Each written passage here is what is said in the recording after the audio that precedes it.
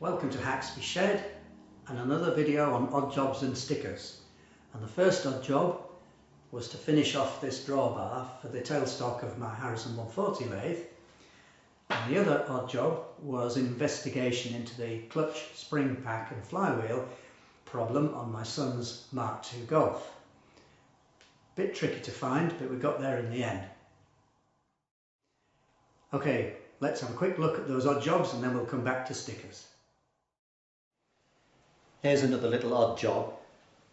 Some of you will have seen the video where I made this bracket.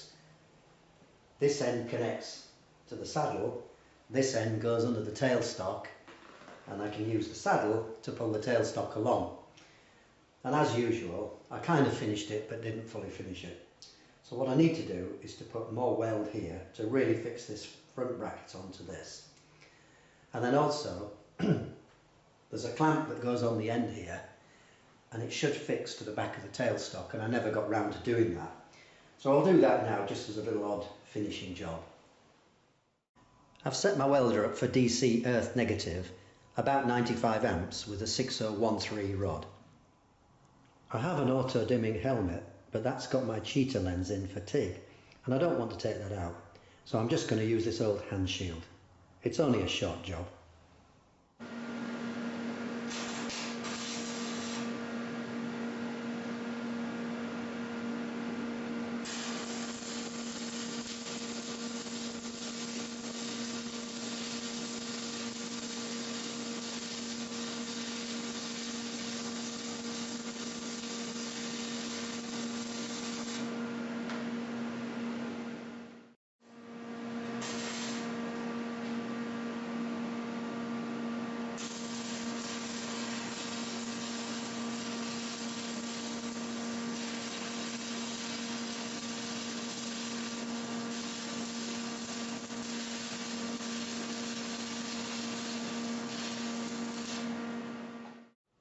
I'm still not as good with DC welding as I am with AC welding.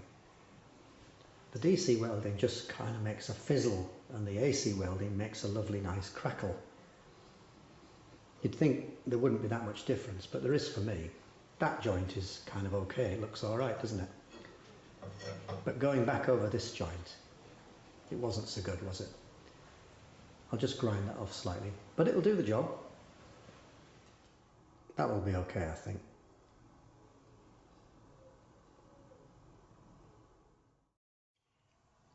Now that I've improved the weld on the drawbar, the next thing I need to do is to clamp this block to the back of the tailstock. You can see how I've made this lower clamp block with ears that go under the bedways there. And that's to stop the tailstock tipping forward. Obviously, when I'm using the drawbar to pull it along, the tailstock's not clamped and it's only using its own gravity to sit in place. But this will also be useful when I've got something heavy in the tailstock, like my tailstock 4-jaw chuck. It has a tendency to make the tailstock tip forward. Now, I won't always have this drawbar in place, but I can still use this if I just make a couple of packing pieces for here and here, and this lower clamp block will still be effective. So I've ordered the 2 screws that I need for here and here, and when they arrive I'll fit them and hopefully finish this job. The screws have arrived to fix this block on the back of the tailstock. They are a 1/4 inch UNC. Now I don't have a tap for that, but I do have a 1/4 inch Whitworth tap. The TPI is the same, it's just the thread angle that's different. These are 60 degree and Whitworth is 55 degree. It might be a bit tight. I could always run a die down these if I had to. So the next thing is to drill the holes in here. 1/4 inch holes, 1/4 inch centre drill.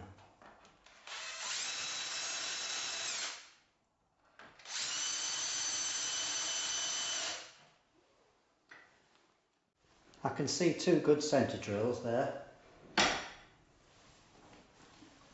So I've marked this with tape to drill it 20 deep and sight it through this block and try and keep it straight.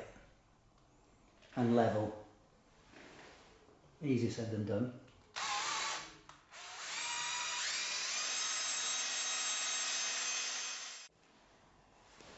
I'm tapping this, but it's just getting a bit tight. Now I drilled it out with a 5mm drill, and the tapping drill should be 5.1. I haven't got a 5.1, but I have got a 1364, which is about 5.15. So I'm just going to run it through with this, just to open it up a little bit before I finish the tapping. That's just a bit easier. The last thing I want is from a tap to break, and for this application this will be okay. Right, well, I'm happy with that. The two ears that are underneath here, under the bedways there, mean that even though the tailstock is unclamped, it can't tip forward. Now I've disconnected the drawbar from the front of the saddle at the moment, but if I connected it, as the saddle moved along, it would pull this along. But it would also work in reverse as well.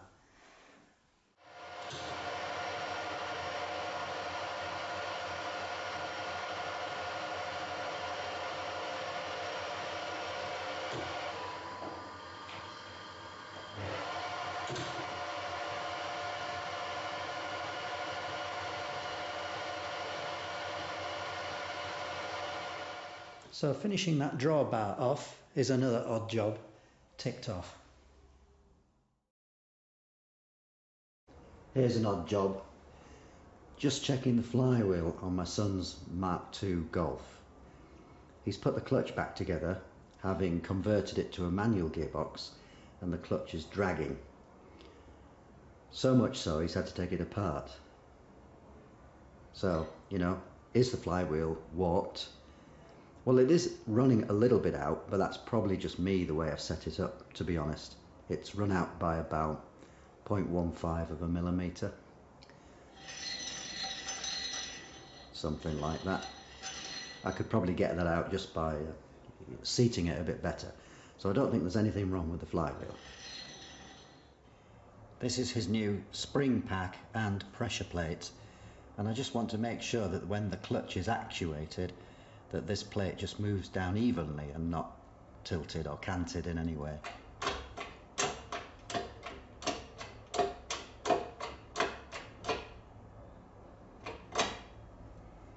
That looks fine to me.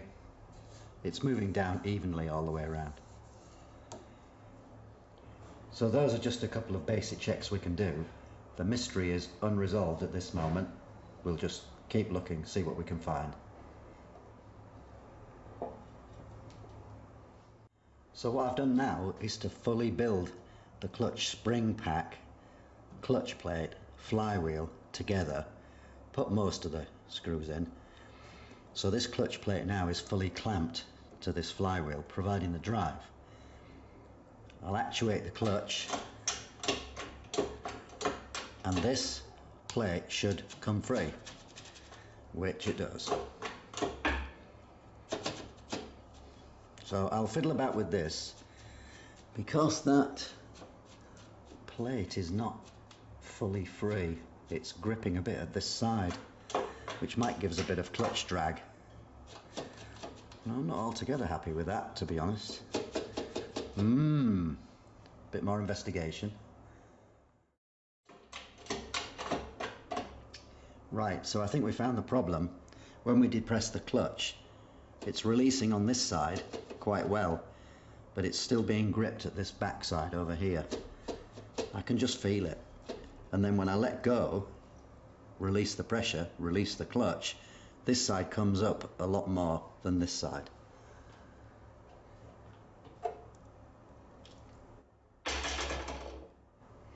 So the problem is in the clutch spring pack somewhere, and that's brand new. We've made some adjustments. I think it's going to work. If it does, I'll explain in a moment. First, we operate the clutch.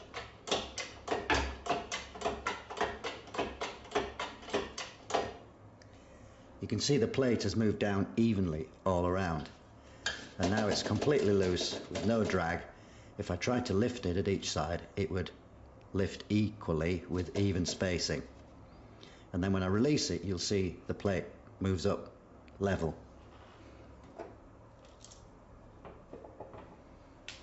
So what was the problem? I'll explain. Okay, this was the problem. The pressure plate is retained by these 3 straps. One of these straps was bent, so it had a big lump in it here, and it was causing torsion between that pin and that pin, which meant that the pressure plate was not moving freely. When we operated the clutch, it was holding this side down. So the answer was to give it a whack with a piece of wood to straighten out that retaining strap, and that fixed the problem. Brand new, 80 quid, Saks, pressure plate and spring pack, faulty from the beginning. Took a bit of finding that, but it's another odd job done. Welcome back, I hope you enjoyed those. Before we actually look at stickers, I want to talk about this live stream. Now, that picture should appear here. I can't see that at the moment, you can see it. So I need to look at this. So Harold from ARW channel, he's based in Texas, has been running a number of live streams with creators on a theme. And in this live stream, it was a number of creators based in Europe. So he worked with Michelle of Rustinox channel to come up with a set of people to join the live stream. And the way it worked was we all joined and we had an hour to chat. The people on it, some of them I know, some of them I didn't know at all. So there was Ralphie from Ralphie Customs, Paul from the Knackler's Workshop, Adrian from Astraverk, Nigel from Go Create, Michelle from Rustinox, and Al from Adventures with a Small Lathe. And I'll put the link in so you can watch it if you want to. As a participant, it's quite strange because I know a couple of these people, I don't know the others, and we get together live on air and we talk for an hour, and it's like, well, what are we going to say? Am I going to like these people? Are we going to get along? But it all went very smoothly indeed, and at least a couple of these people had never shown their faces online before, so that was quite a big step for them. I'd recommend any of those channels. Ralphie is very entertaining from Ralphie Customs. Now I must warn you, his language can be a bit colourful, so you might not want to watch it if your children are there, but it's not offensive, he's a really entertaining guy. So, okay, end of that promotion. Let's look at the stickers now. Well, just 5 channels to mention. The first one is the Knackler's Workshop. Now I did show this sticker last time, but I didn't say anything about it. So the Knackler's Workshop is run by Paul. I think he's one of these guys who doesn't normally show his face, although we did see it on the live stream. And he's setting himself up quite a nice workshop. He's a very good explainer. He also does a lot of camera work with a still camera, some very nice shots of his machines, and he posts quite regularly on Instagram as well. And he's a very good networker between the creators. He's a very good networker, and he puts a lot of time and effort into his channel, and I'd certainly recommend him. The second one I'm going to mention is our friend Rustinox. Now Michelle, who runs this channel, he was one of the first channels that I really started to watch, and I was attracted to it because he does a lot of his work on his shaper. He's very creative, he's a Belgian guy, he's naturally funny and entertaining. So, you know, I would recommend anybody watch this channel. It's very good indeed. Next, I want to mention Tom at Hilltop Machine Works. Now, he runs a commercial shop in Virginia, and he posts techniques and tricks to help people. He's got quite an extensive machine shop there. I've seen his sticker on quite a number of other channels. So he's another guy that works hard to network and spread the word about his channel. And it's an easy watch and very informative. The next one I want to watch, and I'll need to put this small sticker quite close, Retro Mechanica. Now this is somebody that I've been in contact with quite a lot. It's quite a small channel, he's still developing it, but he works on vintage machinery and vintage motorbikes. So he's currently working on a BSA Bantam. It's early days yet, I think, for his channel, but he's got big ideas and big aspirations for it, and I hope you'll support him. And then I'm going to mention somebody who doesn't have a channel at all, and this is Alain's Story. Now, he actually makes deep sea large game fishing tackle. So why do I mention him? Well, I mention him because he lives quite close to me. I'd never heard of him before, but he got in contact with me and said, "Hey mate, do you want some stainless steel bar to practice your TIG welding on?" And he came round and brought me lots of this stuff. This is just a sample of it. And he also brought me some tungstens, and took the trouble, at his expense, to come round and bring me that. So if you want any big game fishing tackle and you're based anywhere really, well, Alan might be your man, and he's got his phone number on there, so I'll put the stickers on the door and you can see those. And then the only other channel that I want to mention, and I don't have a sticker for this one, is Smith of the North, and that's run by a guy called Tommy.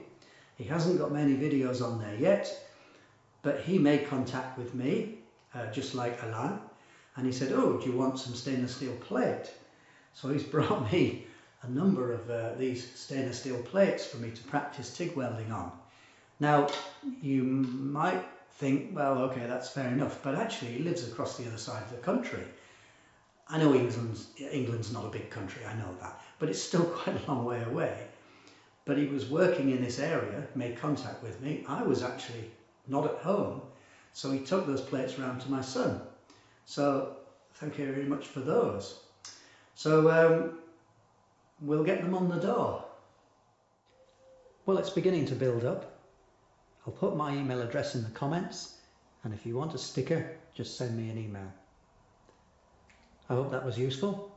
Thanks for watching Haxby Shed.